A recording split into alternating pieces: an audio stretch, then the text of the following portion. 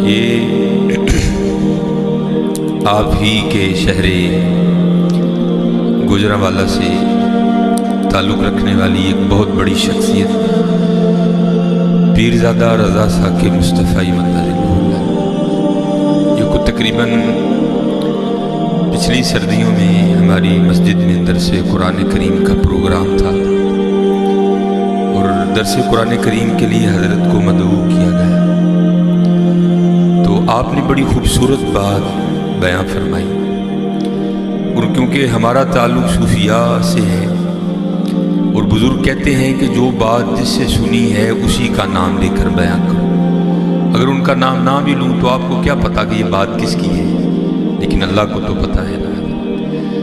تو بڑی خوبصورت بات آپ نے بیان فرمائی۔ آپ فرمانے لگے کہ ہمارے جسم پر اتنے بال نہیں ہیں، آپ سے کہا جائے نا کہ اپنے جسم کے بالوں کا شمار کرو تو سارے جسم کے بالوں کا شمار کرنا تو درکنار، آپ اپنے سر کے بال ہی نہیں گن سکتے، اس قدر زیادہ بال ہیں۔ تو آپ ارشاد فرمانے لگے کہ ہمارے جسم پر اتنے بال نہیں ہیں جتنے ہم سب پر حضور کے احسانات ہیں۔ ہونا تو یہ چاہیے کہ حضرت جب ذکر مصطفیٰ علیہ السلام کی باری آئے تو ہم سب کچھ فراموش کر کے ذکر مصطفیٰ میں کھو جائیں، ہم ذکر مصطفیٰ علیہ السلام میں سب کو فراموش کر دیں۔ ہونا تو یہ چاہیے، تقاضا تو یہ ہے۔ تو چلو اللہ اتنا کرم بھی ہم پر کرے اور ہم اس مقام پر بھی آئیں کہ محبت رسول ہم سب پر اتنا غلبہ کرے کہ جب ہمارے سامنے حضور نبی علیہ السلام کا ذکر خیر کیا جائے تو ہمیں حضور کے علاوہ کچھ یاد نہ رہے۔ لیکن چلو حضرت اگر یہ نہیں ہے تو پھر حضرت حضور کے احسانات کو یاد رکھ کے درود پڑھ دیا کرو۔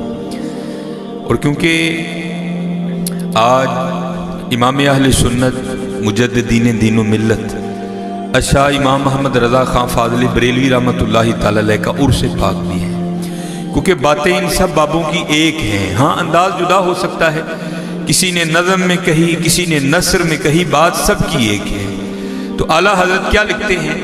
آپ فرماتے ہیں جو نہ بھولا ہم غریبوں کو رضا، جو نہ بھولا ہم غریبوں کو رضا، ہم تو ان کی محفل میں بیٹھ کر بھی حضرت ان کو بھول جاتے ہیں۔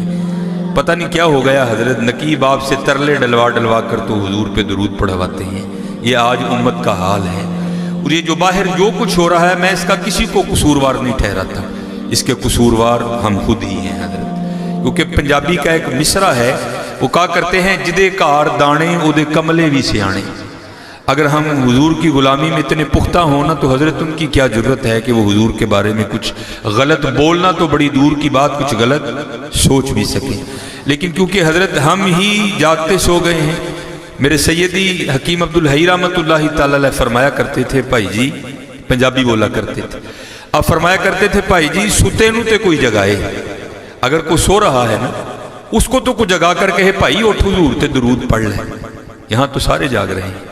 آپ فرمایا کرتے تھے سوتے کو تو کوئی جگائے لیکن بھائی جاگتے کو کون جگائے، ہم وہ ہیں کہ جو جاگتے سو گئے ہیں حضرت۔ اس لیے میرے دوستو بیدار ہو جاؤ یار، یہ باتیں اچھی نہیں ہیں۔